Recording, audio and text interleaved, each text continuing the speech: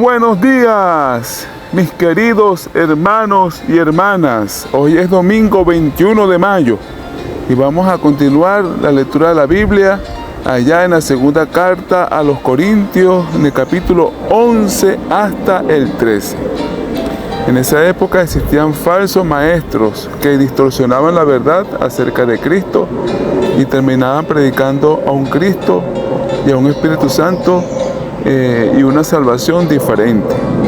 Pablo decía que esos maravillosos maestros, entre comillas maravillosos, que supuestamente eran mejores que él, tal vez eran más elocuentes, pero hablaban mentiras y eran siervos del enemigo.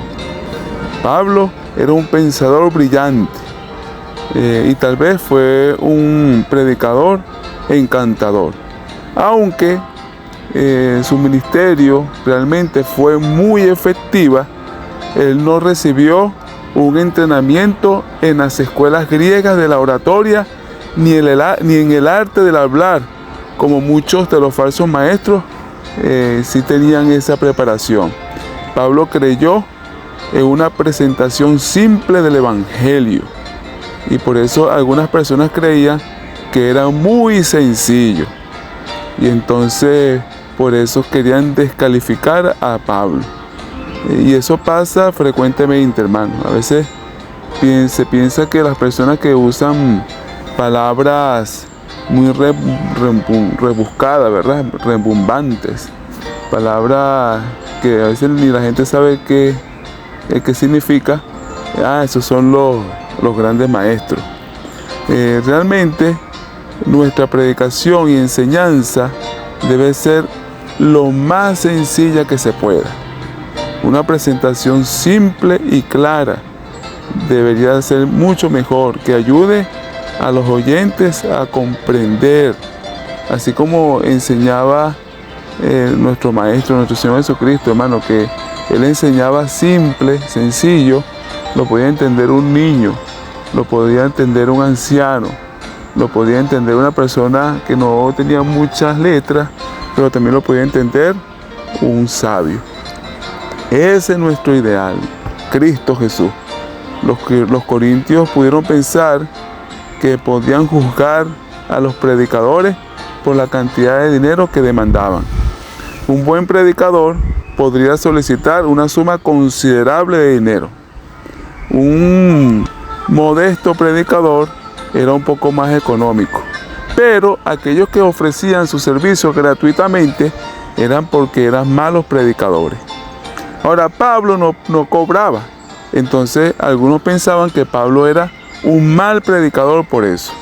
Los falsos maestros argumentaban que Pablo no pedía pago porque era un aprendiz que no tenía autoridad o competencia. Imagínense ustedes, hermano, cómo es el mundo al revés, ¿verdad? De tal manera que debemos cuidarnos de pensar que cada predicador famoso que demanda grandes honorarios es superior a la hora de explicar la palabra de Dios. Hermanos queridos, realmente la autoridad la tiene es la palabra de Dios, no el hombre. Es muy importante que tengamos algunos principios presentes para no dejarnos engañar, ¿verdad? Un predicador debe confirmar sus enseñanzas a través de las Escrituras. En segundo lugar, afirmar y proclamar que Jesús vino al mundo como hombre, pero era 100% divino. Si una persona puede predicar muy bonito, pero dice que Jesucristo no era Dios, sino un Dios con D minúscula, o fue creado en algún momento, es un falso maestro, es un apóstata. Y en tercer lugar, su forma de vida debe ser coherente con la moralidad bíblica. Pablo presentó sus credenciales para contrarrestar las acusaciones que los falsos maestros levantaban contra él. Él no se sentía bien haciendo esto, hermano. Pablo era realmente una persona humilde, pero debió hacerlo, ¿verdad? Para que para guiar a la iglesia, para no perder la autoridad.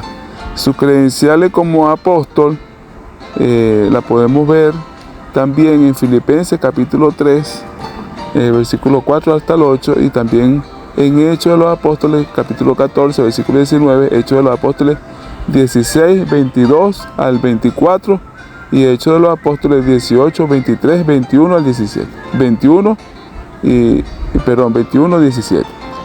Así que si tenemos tiempo, vamos a leer esos textos para que podamos observar las credenciales de Pablo. Pablo era enviado de Dios. Habló sinceramente. Actuó con pureza, sinceridad y dependencia de Dios en su trato con los hermanos. Fue directo y sincero en sus cartas. Tenía el Espíritu Santo de Dios. Amó a los creyentes en Corinto. Habló con integridad y en el poder de Cristo. Trabajó entre los hermanos y cambió sus vidas. Vivió como un ejemplo a todos los creyentes. Nunca se rindió. Enseñó las Escrituras con integridad. Tenía a Cristo como el centro de su mensaje. Enfrentó persecuciones al predicar las buenas nuevas. Fue embajador de Cristo, llamado por la predicación de las buenas nuevas. Procuró vivir en forma intachable de modo que otros no se apartaran de Dios. Llevó una vida edificante, comprendió el Evangelio y manifestó paciencia con los corintios. Fue veraz y lleno del poder de Dios. Se mantuvo veraz delante de Dios primero y siempre. Nunca fue corrupto o sacó provecho de alguna circunstancia.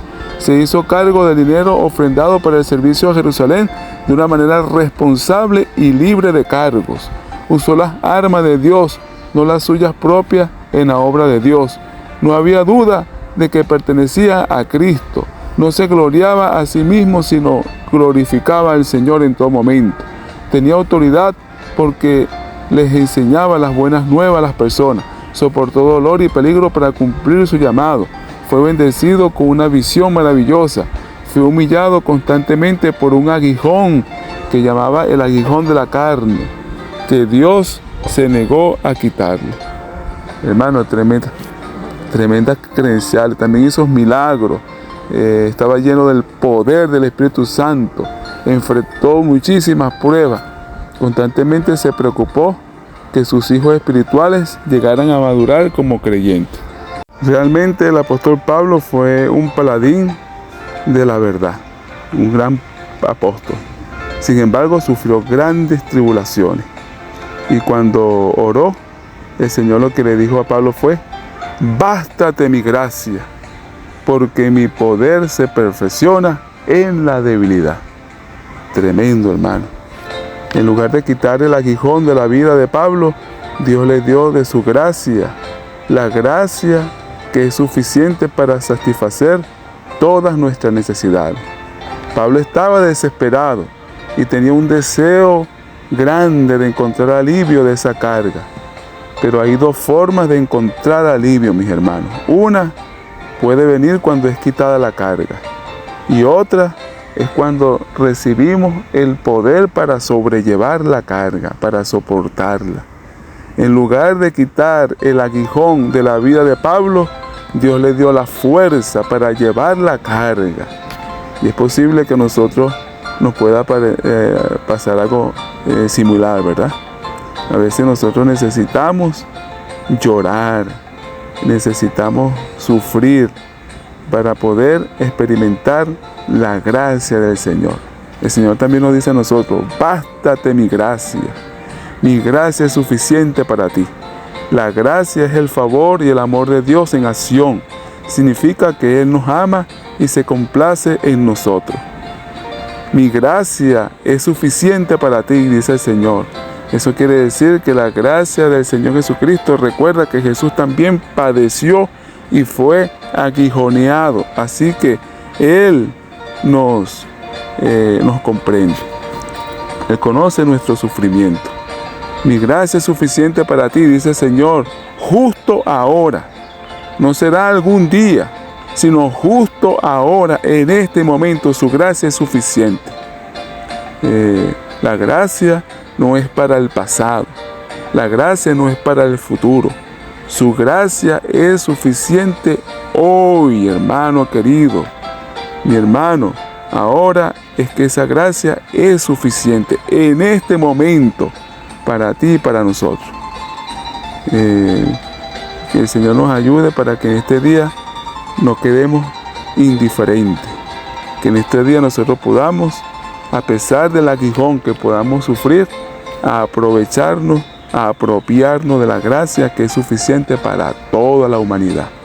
Hermanos queridos, recuerden, Maranata, Cristo viene. Bendiciones para todos.